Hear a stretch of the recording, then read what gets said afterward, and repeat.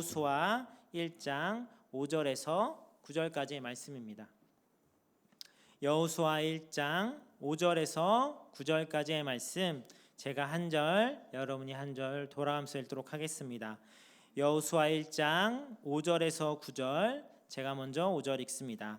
내 평생에 너를 등이 대적할 자가 없으리니 내가 모세와 함께 있었던 것 같이 너와 함께 있을 것임이니라. 내가 너를 떠나지 아니하며 버리지 아니하리니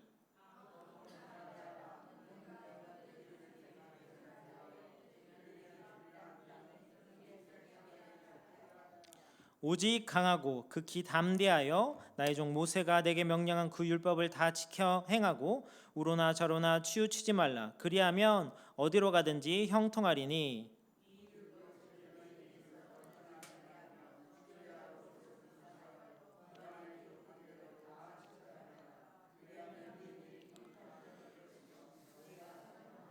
다 같이 읽겠습니다. 내가 내게 명령한 것이 아니냐. 강하고 담대하라. 두려워하지 말며 놀라지 말라.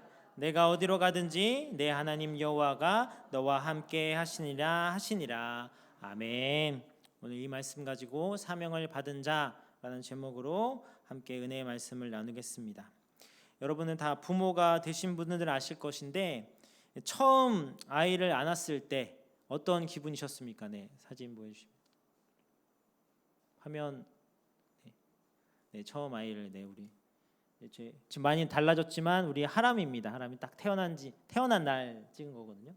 처음 아이를 안았을 때 뭐 너무 오래전이라 기억이 안 나실 수도 있지만 어떤 기분이셨을까요? 네, 물론 엄청 기쁘지 않으셨겠습니다. 너무 설레고 기쁘고. 그런데 기쁘고 감동스러운 감정만을 느끼셨나요?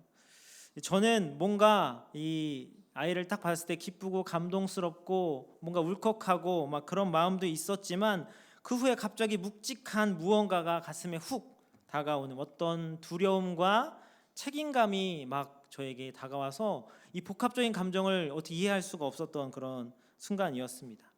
흔히 가장의 무게라고 하는데 저도 이것을 점점 느껴가고 있습니다. 아버지가 된다는 것은 정말로 행복해지는 자리이지만 또한 무거워지는 자리라는 것을 느끼며 같은 상황, 같은 환경이라도 아버지가 되기 전과는 전혀 다른 자세와 마음가짐이 많이 달라지는 것 같습니다. 혼자 달릴 때는 괜찮습니다. 내 인생만 책임질 때는 나름 뭐 어떻게든 버틸 것 같습니다. 그런데 누군가를 이끌어야 할 때, 누군가를 업고 가야 할 때, 누군가의 본이 되어야 할 때, 누군가의 신앙에 영향을 미쳐야 할 때 그때부터는 가볍지가 않습니다. 그때부터는 두렵고 떨리기 시작합니다. 사명이라는 것이 바로 그런 것 같습니다. 사명은 앞자리에 서는 것이 아니라 책임을 지는 자리, 사명은 높은 자리에 서는 것이 아니라 무거워지는 자리에 앉는 것. 그래서 진짜 사명을 받은 사람은 들뜨지 않습니다. 오히려 숙연해지고 교만해지지 않고 오히려 겸손해지고 하나님 앞에 서면 당당해지기보다는 오히려 떨게 됩니다. 오늘 본문의 여호수아가 바로 그런 자리에 서 있었습니다. 위대했던 이스라엘 이끌었던 지도자 모세가 죽었습니다. 그리고 하나님은 여호수아를 부르셔서 이제 내가 모세를 이어 이 백성을 이끌라라고 말씀하십니다. 그 말씀을 들었을 때 여호수아의 마음이 어땠을까요? 영광보다는 부담이 크지 않았을까요? 기대보다는 두려움이 생기지 않았을까요? 설렘보다는 떨림이 더 컸을 것 같습니다. 왜냐하면 사명은 축복이지만 동시에 책임이며 은혜이지만 동시에 인생을 요구하는 부르심이라는 것을 아마 여호수아는 알았을 거기 때문입니다. 그래서 하나님 여호수아에게 계속해서 말씀하십니다. 9절 말씀입니다. 우리 다 같이 읽겠습니다. 시작.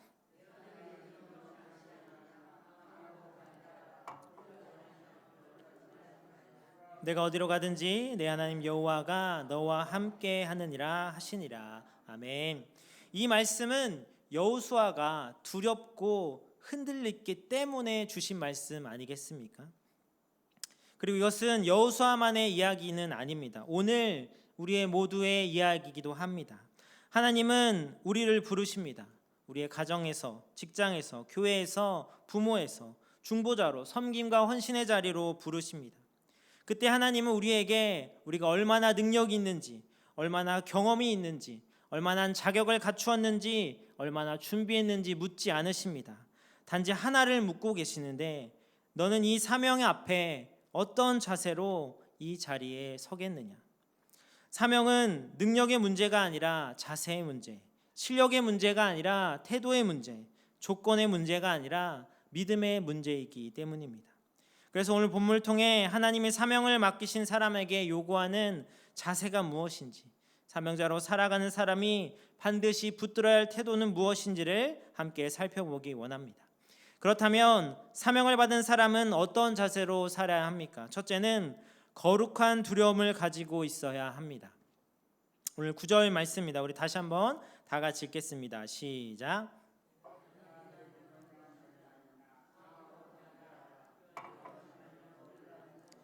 내가 어디로 가든지 내 하나님 여호와가 너와 함께하느니라 하시니라. 아멘.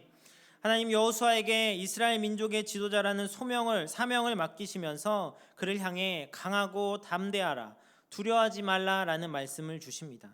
이것은 한 번 하신 말씀이 아니라 계속해서 반복하신 것을 보면 여호와의 마음속에는 적지 않은 부담과 두려움이 있었음을 우리는 충분히 짐작할 수 있습니다. 우리는 흔히 여호수아를 생각하면 이 말씀이 너무 우리에게 강력하게 다가오고 너무 자주 듣고 유명한 말씀이기 때문에 흔히 여호수아를 생각할 때 연약한 사람이었는데 하나님이 능력을 주셔서 위대한 지도자가 됐다라고 생각하기가 쉽습니다. 물론 하나님의 은혜로 세워진 지도자라는 점은 맞습니다. 그러나 성경을 자세히 보면 여호수아는 연약하여 얼떨떨하다가 어쩌다가 지도자가 된 사람이 아니었습니다. 그는 이미 충분히 훈련받은 사람, 충분히 경험을 가진 사람이었습니다. 여호수아는 젊은 혈기로 갑자기 등장한 사람이 아닙니다. 애굽에서의 노예 생활부터 그는 그 고통부터 경험했던 사람입니다. 광야 40년 동안 모세를 가장 가까이 섬기며 그의 지도력을 보았던 사람입니다. 아멜렉의 전쟁에서는 선봉에 서서 싸웠고 12 정탐군 중에서는 끝까지 믿음을 지켰던 사람입니다. 온 백성이 원망하고 불평할 때도 하나님을 신뢰하며 침묵했던 믿음의 사람이 여호수아였습니다. 하나님께서는 우연히 여호수아를 선택한 것이 아니라 오랜 시간 동안 준비시키고 훈련시켰던 사람이었던 것입니다. 그런데 그런 여호수아가 두려워합니다. 그가 무능해서가 아닙니다.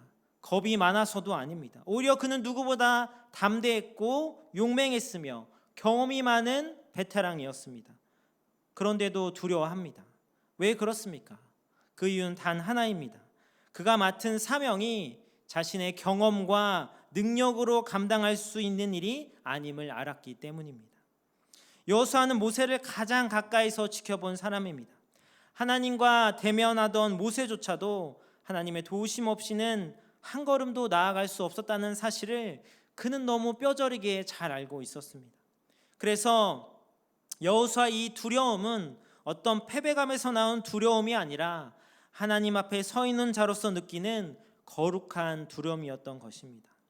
이 사명을 아무렇게나 대충 내가 생각한 대로, 내가 경험한 대로 감당할 수 없다는 경외심에서 나오는 두려움이었던 것입니다. 오늘 우리에게 필요한 것이 바로 이런 거룩한 두려움입니다. 우리는 신앙생활을 오래 하다 보면, 직분을 오래 맡고 오래 섬기다 보면 익숙해지고 편해집니다. 예배도, 봉사도, 기도도, 심지어 하나님의 일도 하던 대로 하게 됩니다. 근데 사실 그때부터 위험해집니다. 이 정도는 내가 다 해봤으니까 잘 알지. 이건 내가 누구보다 잘하지. 이건 예전 경험으로도 충분하니까 이렇게 하면 돼. 이 순간부터 거룩한 두려움은 사라지고 그 자리에 교만과 자기 확신이 차지하기 시작합니다. 여호수아도 그렇게 말할 수 있었습니다. 나는 모세 옆에서 무려 40년의 광야 생활을 함께하며 그의 지도력을 배웠습니다. 저는 전쟁도 해봤습니다. 저는 누구보다 믿음으로 하나님 앞에서 섰던 사람입니다. 그렇게 고백할 수 있었습니다. 그런데 그는 그렇게 말하지 않았습니다. 오히려 그는 두려워했습니다. 왜냐하면 하나님의 일을 자기의 실력으로 감당할 수 없다는 것을 알았기 때문입니다. 혹시 하나님 앞에서 우리가 이런 두려움이 사라졌다면 그것은 우리가 잘 성숙해서가 아니라 위험한 신호라는 것을 기억하시기 바랍니다. 하나님의 말씀을 대할 때, 기도할 때, 직분을 감당할 때, 자녀를 양육할 때, 사역을 할 때 여전한 떨림과 경외함이 우리에게 있습니까? 그렇게 있다면 우리는 이렇게 고백해야 합니다. 주님, 도우시지 않으면 저는 반드시 무너집니다. 주님 없이는 저는 한 걸음도 갈 수 없습니다. 그러니 주님, 두렵고 떨리는 가운데 주님 앞에 나옵니다. 주님 도와주시옵소서. 이 고백에 있는 사람을 하나님께서 쓰십니다. 여호수아는 능력이 없어서 두려워했던 것이 아니라 사명 때문에 두려워했습니다. 하나님 맡기신 일이 너무 귀하고 너무 무겁고 너무 거룩했기 때문에 떨었습니다. 그래서 하나님은 두려워 말라고 말하시기 전에 먼저 그 여호수아의 두려움을 보시고 그 두려움 위에 내가 너와 함께 할 거야. 그러니 두려워하지 말라고 약속하신 것입니다. 사랑하는 성도 여러분, 하나님의 맡기신 자리를 가볍게 여기지 않으시기 바랍니다. 하나님의 일 앞에서 익숙함으로 서지 않기를 바랍니다. 이 거룩한 두려움을 회복하시기 바랍니다. 겸손한 떨림을 회복하시기 바랍니다. 그럴 때 하나님의 말씀하십니다. 강하고 담대하라. 내가 너와 함께 하겠다. 거룩한 두려움 있는 사람에게 하나님은 담대함으로 임하십니다. 이 은혜가 여러분의 삶과 여러분의 사명 위에 충만하게 임할 수 있기를 주님의 이름으로 축복합니다. 사명을 받은 사람은 어떤 자세로 살아야 할까요? 둘째는 하나님의 말씀을 의지해야 합니다. 하나님께서 여호수아에게 그 사명을 맡기시며 가장 먼저 요구한 것이 무엇입니까? 이제 가나안 땅으로 들어가야 하니 전략을 잘 세우라고, 군사훈련을 열심히 하라고, 지도자로서의 카리스마를 키우라고 하시지 않으셨습니다. 가장 먼저 요구하신 것은 단 하나, 말씀을 지켜 행하라는 것입니다. 오늘 7절과 8절 말씀입니다. 우리 다 같이 읽겠습니다. 시작.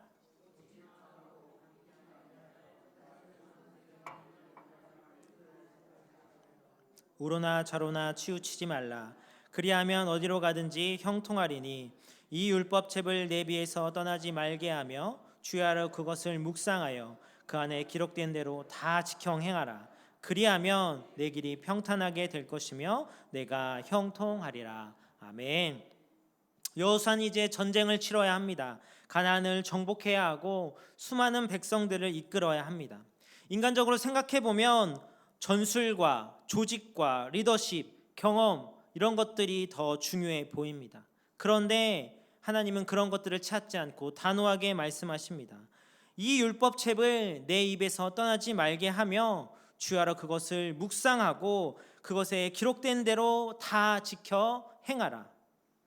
왜입니까? 하나님의 일은 하나님의 방법대로 해야 하기 때문입니다.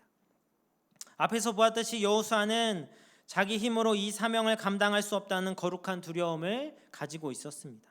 그렇다면 그 두려움을 가지고 멈춰 서는 것입니까?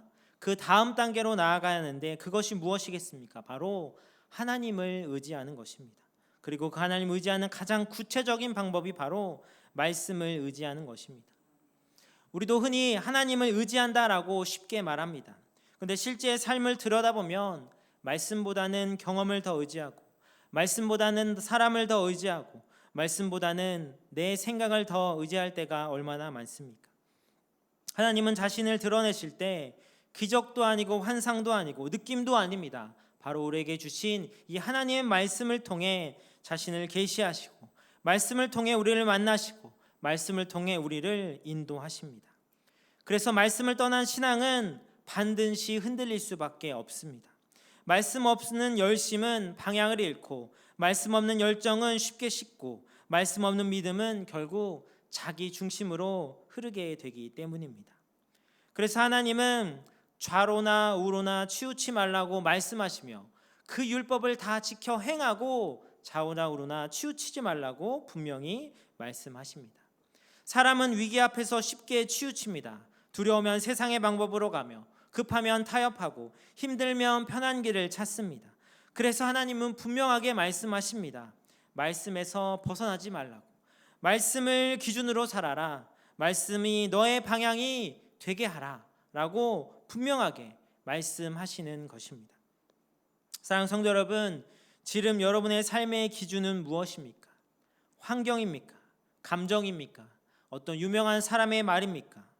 우리는 어려움이 오면 먼저 계산을 하기 쉽습니다. 이게 현실적으로 가능한가? 이게 손해가 아닐까? 이걸 보고 사람들이 뭐라 할까? 그런데 하나님은 그런 것을 묻지 않으십니다. 하나님은 단 하나를 보십니다.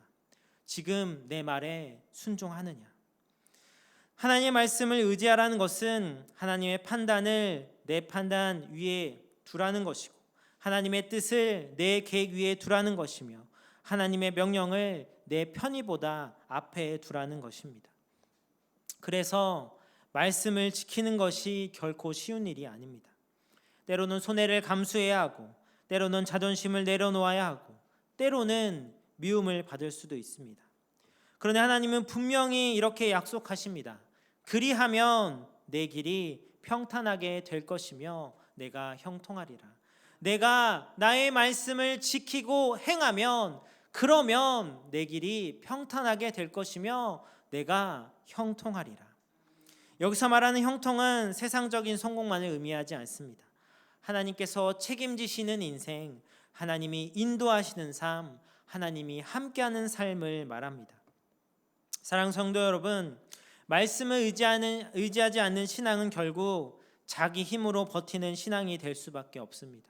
그러면 반드시 지치고 흔들리고 넘어지게 됩니다. 하나님은 여호수아에게 전쟁을 준비하라 하지 않으셨습니다.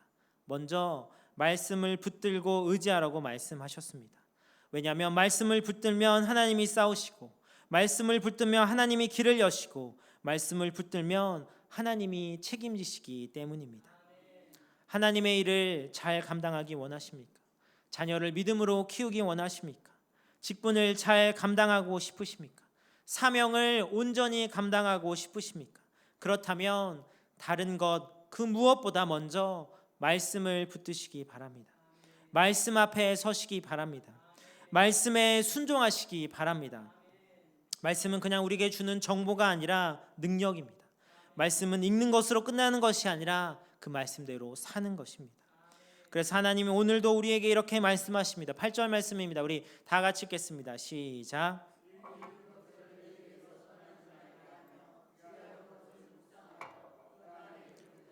다 지켜 행하라. 그리하면 내 길이 평탄하게 될 것이라. 내가 형통하리라. 아멘. 말씀을 의지하는 사람이 결국 하나님의 역사를 경험하게 됩니다. 이 은혜와 이 결단이 여러분 삶 가운데 회복되어 하나님 말씀을 의지하는 삶을 통해 약속하신 대로 평탄케 하시는, 형통케 하시는, 하나님이 책임지시는 그런 인생의 길을 걸어갈 수 있기를 주님의 이름으로 축복합니다. 마지막으로 사명을 받은 사람은 어떤 자세로 살아야 할까요? 셋째는 나의 하나님 되심을 믿어야 합니다. 셋째는 나의 하나님 되심을 믿어야 합니다. 5절에서 6절 말씀입니다. 우리 다 같이 읽겠습니다. 시작. 내 평생에 너를 능히 대적할 자가 없으리니 내가 모세와 함께 있었던 것 같이 너와 함께 있을 것임이라. 내가 너를 떠나지 아니하며 버리지 아니하리니 강하고 담대하라. 너는 내가 그들의 조상에게 맹세하여 그들에게 주리라 한 땅을 이 백성에게 차지하게 하리라. 아멘. 하나님이 모세와 함께 했듯이 여호수아와 함께 하시겠다고 약속하십니다. 그리고 이스라엘 민족의 조상에게 했던 그 약속을 이루었겠다고 말씀하십니다. 이 말씀은 단순한 위로의 말이 아닙니다.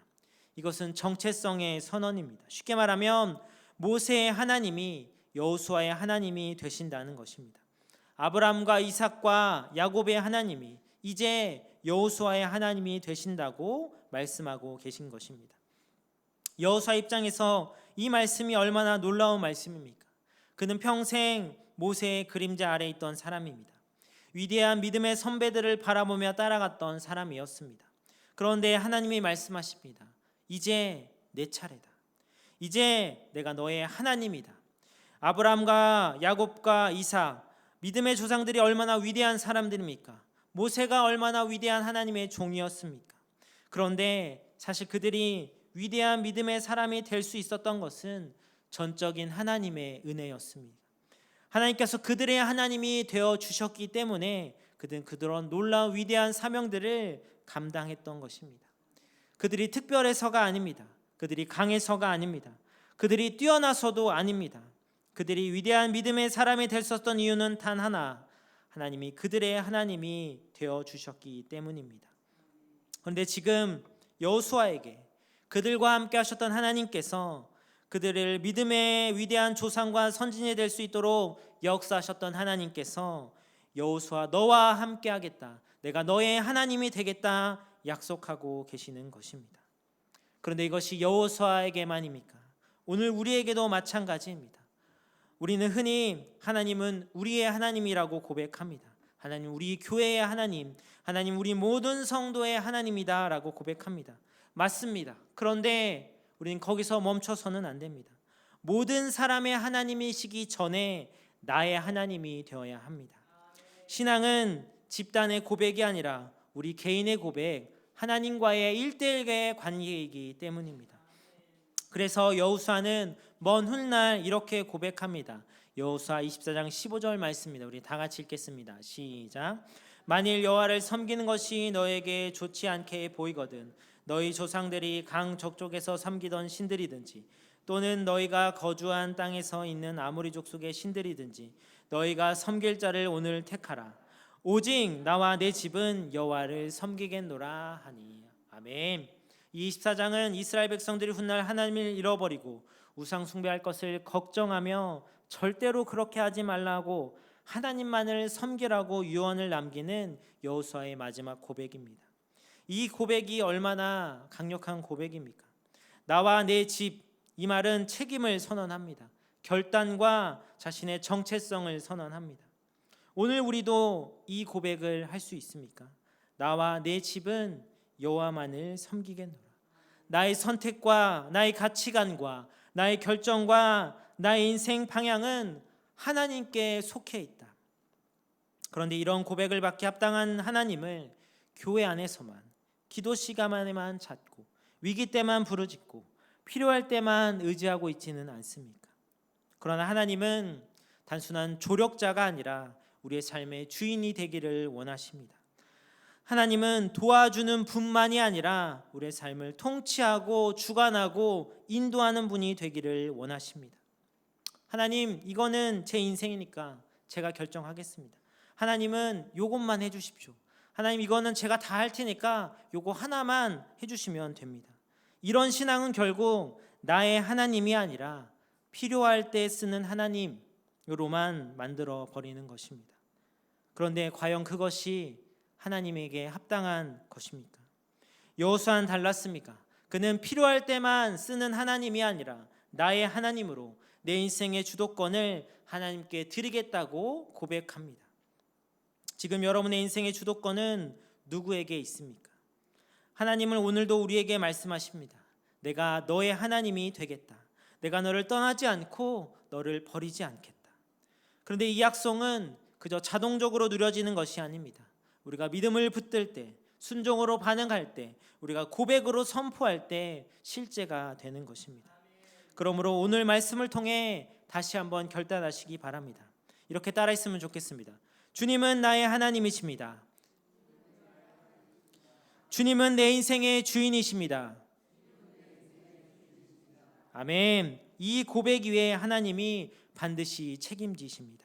이 고백 위에 반드시 하나님이 역사하십니다. 이 고백 위에 하나님의 동행이 시작되는 줄로 믿습니다. 하나님이 나의 하나님이 되실 때 두려움은 담대함으로 바뀌고 막막함은 확신으로 바뀌고 불안은 평안으로 바뀝니다. 이 믿음의 고백이 여러분의 삶과 가정과 사명 위에 실제가 될 수 있기를 주님의 이름으로 축복합니다. 하나님은 여호수아에게 전략을 먼저 주지 않으셨습니다. 전술을 가르쳐 주지도 않으셨습니다. 사람을 모으는 법, 잘 인도하는 법, 전쟁하는 법을 먼저 말씀하지 않으셨습니다. 오직 한 가지를 반복해서 말씀하십니다. 강하고 담대하라. 두려워하지 말라. 놀라지 말라. 내가 너와 함께하겠다. 왜입니까? 사명자의 담대함은 능력이나 환경에서 나오는 것이 아니기 때문입니다. 사명자의 담대함은 오직 하나님이 나와 함께 하신다는 확신에서 나오기 때문입니다. 어떤 아버지와 어린 아들이 함께 동굴 탐험을 떠나게 되었습니다. 동굴을 가기에 아들은 너무나도 기대했고 아버지와 시간을 기대하며 신나게 동굴로 향했습니다. 그런데 막상 동굴 안으로 들어가 보니 동굴 안이 너무 습하고 깜깜하고 음산했습니다. 그래서 아이가 무서워 아버지의 손을 꼭 붙잡으며 이렇게 물었습니다. 아빠, 너무 무서워요. 우리 이런 데 갔는데 정말 괜찮아요? 그때 아버지가 아들의 손을 꼭 잡으며 이렇게 말합니다. 괜찮아. 아빠가 같이 있잖아. 그 말을 듣는 순간 아이는 더 이상 묻지 않았습니다. 동굴을 끝날 때까지 아무 말 없이 그저 아빠의 손을 꼭 잡고 함께 걸어갔습니다. 동굴이 사라진 것이 아닙니다. 어둠이 사라진 것도 아닙니다. 습하고 음산하곤 그 기분이 없어진 것도 아닙니다. 상황이 바뀐 것도 아닙니다. 달라진 것은 단 하나, 내가 누구와 함께하고 있느냐를 아느냐입니다. 오늘 여호수아가 서 있는 자리는 어둡고 두려운 동굴 같은 자리입니다. 그리고 오늘 우리가 서 있는 자리도 그럴 수 있습니다. 우리의 삶의 자리, 우리의 가정과 직장과 교회와 우리가 섬기는 헌신의 자리, 그 사명의 자리가 정말 내가 이렇게 감당한 것이 맞는가 정답이 보이지 않고 내가 잘하고 있는지 잘 모르겠다는 생각에 내가 이걸 감당할 수 있을까라는 두려움이 생기기도 합니다. 그런데 하나님은 그런 우리에게 오늘도 이렇게 말씀하십니다. 강하고 담대하라. 두려워하지 말라. 놀라지 말라. 내가 너와 함께 하겠다. 이 말은 너 잘해라 라는 말이 아닙니다. 너 강해져라는 말이 아닙니다. 너 능력을 키워라 라는 말도 아닙니다. 이 말은 내가 너를 떠나지 않겠다. 내가 너를 책임지겠다. 내가 너의 인생에 동행하겠다는 하나님의 약속입니다. 우리는 완벽해서 사명자가 된 것이 아닙니다. 준비되어서 부르심을 받은 것도 아닙니다. 자격이 있어 세워진 것도 아닙니다. 우린 다 부족하고 연약하고 두렵습니다. 그런데도 하나님이 우리를 부르신 이유는 단 하나, 내가 너와 함께 하겠다. 사명은 하나님과 함께 지는 진입니다. 여호수아를 가나안으로 이끄신 분은 여호수아가 아니라 하나님이셨습니다. 오늘 우리의 인생을 이끄는 분도 내가 아니라 하나님이십니다. 그러므로 오늘도 담대하시기 바랍니다. 능력이 있어서가 아니라 동행이 있기 때문에, 환경 때문이 아니라 약속이 있기 때문에 오늘도 기쁘고 감사한 마음으로 전적으로 하나님을 의지하는 신뢰하는 태도로 겸손히 이 하나님의 부르심 앞에 응답할 수 있는 저와 여러분 될 수 있기를 주님의 이름으로 축복합니다. 기도하겠습니다.